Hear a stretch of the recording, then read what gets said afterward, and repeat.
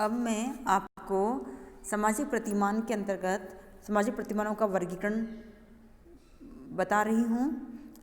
इसमें मैं आपको आज बताऊंगी लोकाचार, प्रथा और परंपरा। लोकाचार ऐसे व्यवहार हैं जिनमें समूह कल्याण की भावना निहित होती है, जिनका पालन करना समूह द्वारा उचित माना जाता है और जिनके उल्लंघन करने पर समूह द्वारा दंड की व्यवस्था की जाती है।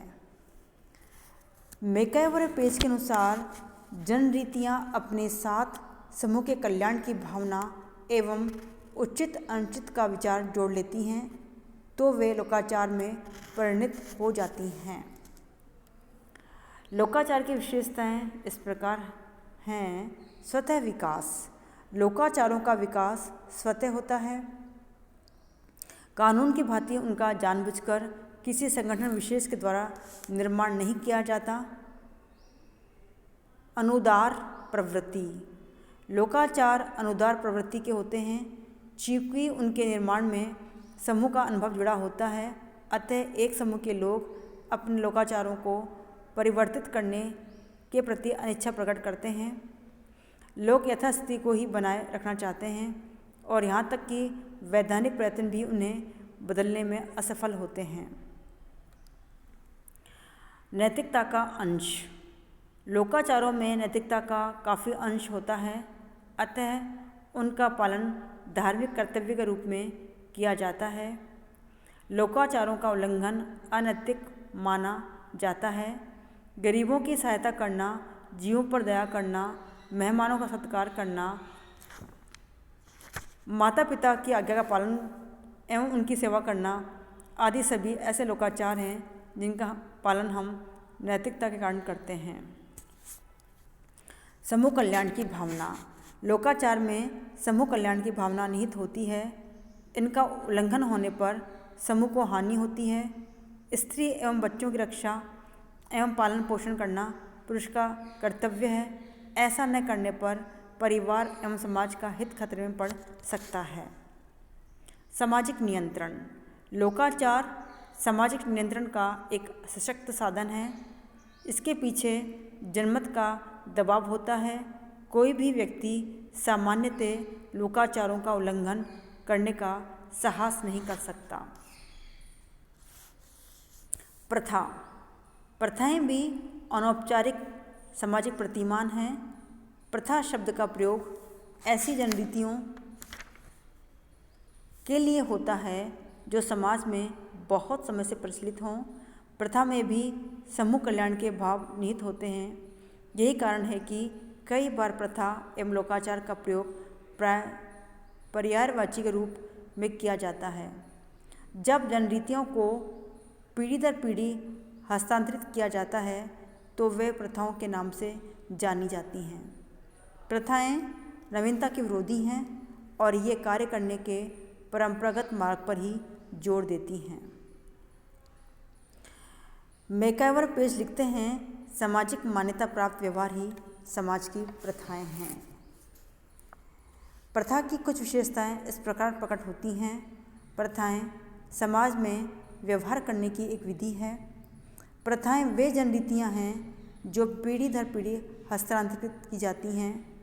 प्रथाओं को समाज की स्वीकृति प्राप्त होती है, इसलिए इनमें स्थायित्व पाया जाता है। प्रथाएं व्यक्ति के व्यक्तित्व पर नियंत्रण रखती हैं।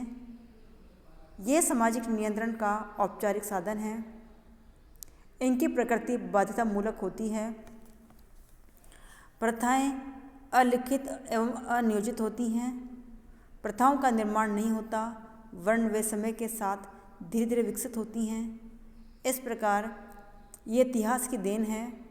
प्रथाओं का उल्लंघन करने पर समाज द्वारा प्रतिक्रिया व्यक्त की जाती है और ऐसा करने वालों की निंदा, आलोचना व हंसी मजाक की जाती है। प्रथाओं का पालन कराने वाली कोई औपचारिक संस्था या संगठन नहीं होता है और न ही उनकी व्याख्या व देखरेख करने वाला कोई अधिकारी। समाज प्रथा का न्यायालय है। प्रथाएं कठोर एवं अपरिवर्तनशील होते हुए भी समय के साथ साथ उनमें कुछ परिवर्तन अवश्य आ जाते हैं।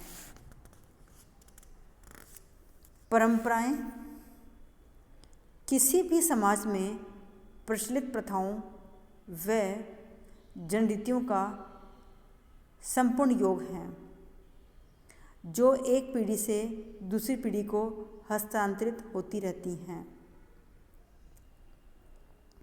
परंपराओं का पालन लोगों द्वारा बिना किसी तर्क वितर्क के स्वतः ही किया जाता है।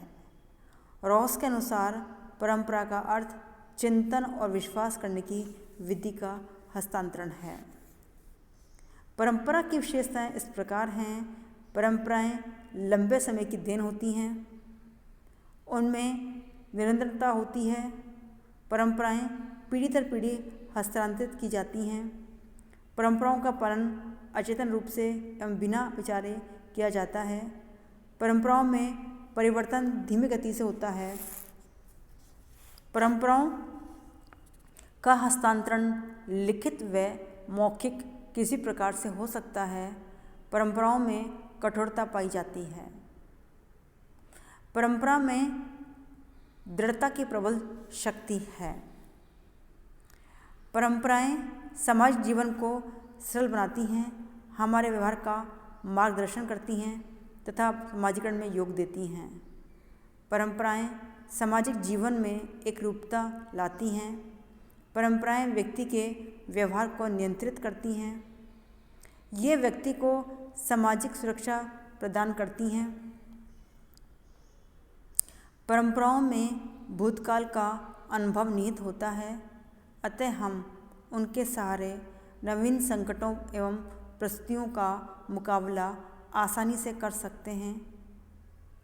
परंपराएं राष्ट्रीय भावना के विकास में सहायक होती हैं। गिन्सबर्ग लिखते हैं, परंपराएं राष्ट्रीयता के विकास में महत्वपूर्ण योगदान देती हैं।